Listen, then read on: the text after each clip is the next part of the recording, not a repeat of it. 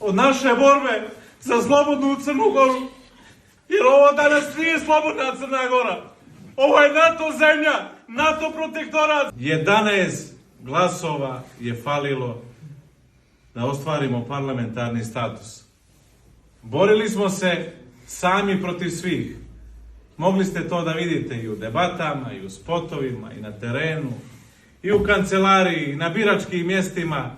Mi sami protiv njih iz parlamentarne većine, iz vlade, iz ministarstava, iz blindiranih kola, iz automobila s rotacijama, sa oružjem, sa parama, sa svime i svačim.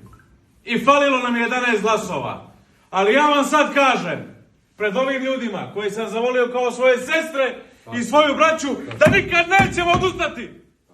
I nikad nećemo odustati od naše borbe.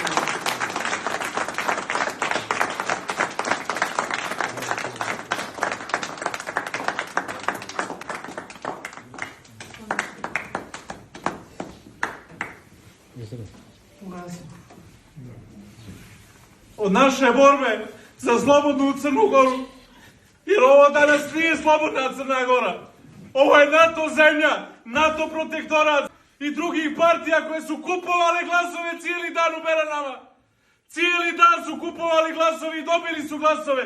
I eto im glasovi, a da vidimo hoće li beranska sela od sutra imati vodu, hoće li imati struju, hoće li imati asfalt.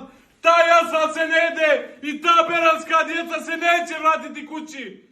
Ali naša borba će da se nastavi i sutra u Nikšiću, i u Herceg Novom, i u Budvi, i svuda će srpska noga ovih mladih ljudi kroči.